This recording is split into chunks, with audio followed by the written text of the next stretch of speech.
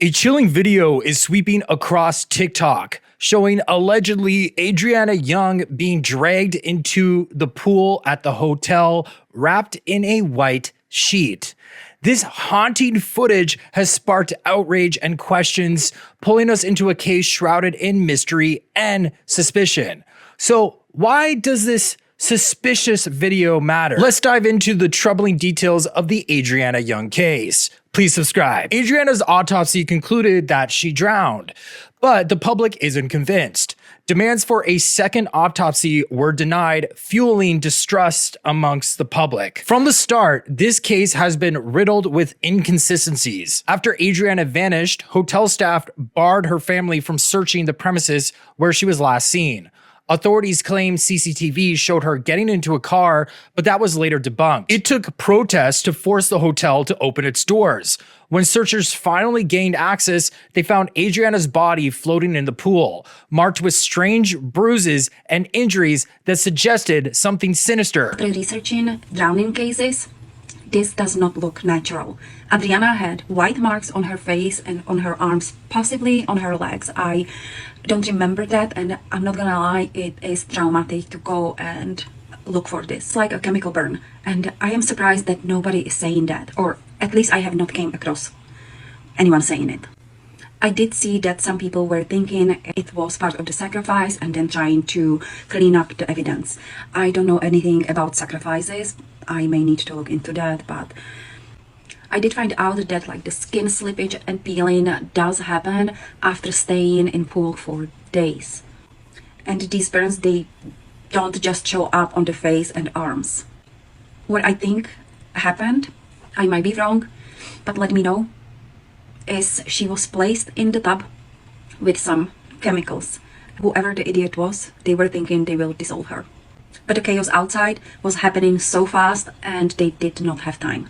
So, or they were cleaning, like you guys said, after the sacrifice, they were trying to dissolve her. Also, I 100% believe she did not drown in that pool. There are images of the pool. You can clearly see on the bottom, nobody saw her for 20 hours. Also, you can see a white sheet in that pool. I guarantee you would be able to see a brown girl with black hair in there, if you can see the sheet. But these injuries were suspiciously absent from the autopsy report. A cotton ball was found lodged in her nose, but this was removed before the autopsy and was never documented in the final report. Shockingly, her body was not stored properly in a fridge and was left to decompose, possibly destroying critical evidence. It was strange to me that Dr. Caleb never came back to correct the record, because even the father wanted it to be known that the body was tampered with before the autopsy began, that someone removed the cotton buds. Even Dr. Caleb concurred that if you do an autopsy on someone and they're missing the cotton buds stuffed into their nose that the body was found with, it's much easier to say, oh, they died without force and nobody killed them, which is what I've seen some headlines saying, that nobody killed this girl. The evidence was removed from the body. What was the chain of custody? Who tampered with the evidence? Was it when the state pathologist went? Was it a policeman? Was it someone else that was paid off for the funeral parlor? Was someone paid to turn off the AC or the refrigeration device to allow her body to go into an advanced state of decomposition? Because nobody can give account of how a body can get into that condition if it's stored properly. So the doctor has not come forward to clarify that evidence was missing from the body and it was tampered with before this impartial autopsy began, with impartial people that came, these international renowned experts. The public's call for justice grew louder after a leaked voice note from a nurse described the disturbing condition of Adrianna's body, lending weight to suspicions of foul play. Somebody reached out to me and send me back the video, so I finally get it back. As me I say, so what you start now, I go play the video at the ending of this, so that you can hear the account and I can draw the conclusion. By the way, it have a graphic, so brace the impact. Check it. That friggin' child then drunk, no way.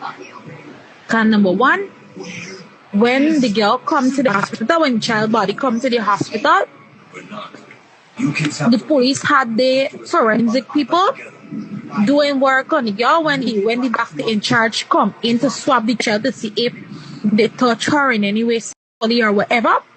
And tell the doctor in charge that they can't swap ship because they don't do it, that she can't do the work because they don't do it.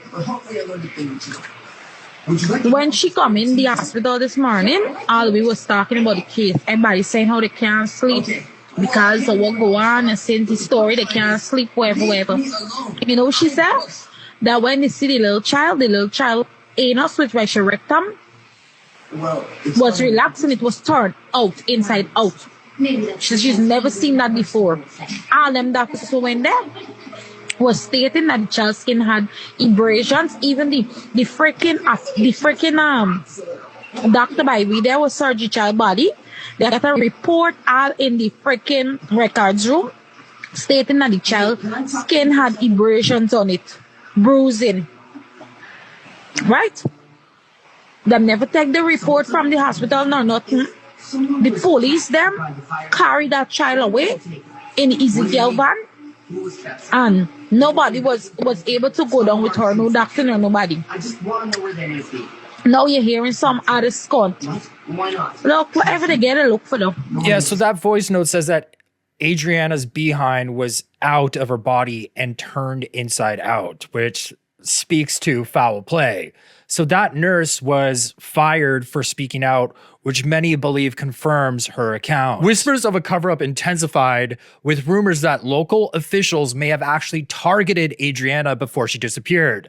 So there was this strange man you can see on the right here that was seen near the pool when Adrianna was discovered. You can see on the right here that his legs are wet up to the knees before anybody entered the water. Numerous witnesses claim the pool was empty and clear the night before, according to hotel staff and drone footage suggesting Adrianna's body was placed there before the public rioted and gained access to the hotel. So that same man with the water up to his knees was spotted setting a hotel room on fire, possibly destroying evidence. Witnesses say he arrived in a police car and was identified as Officer Leroy Smith. And on the left here, you can actually see him in front of a police car. He allegedly asked Adrianna an odd question the night before Adrianna disappeared. So according to Sir Brian, who is the father of Adrianna Younge, and to one of his cousins I spoke to on a live last night, they said that something bizarre happened with Officer Leroy Smith a couple of days before Adrianna even went missing. And that was a conversation between Leroy Smith and Sir Brian, where Leroy Smith asked Adrianna's father if Adrianna had a mobile phone. Now that to me is the biggest red flag in this case. Like, just why would a man in his, late 30s probably, be inquiring about somebody else's 11-year-old child and whether she had access to a mobile phone?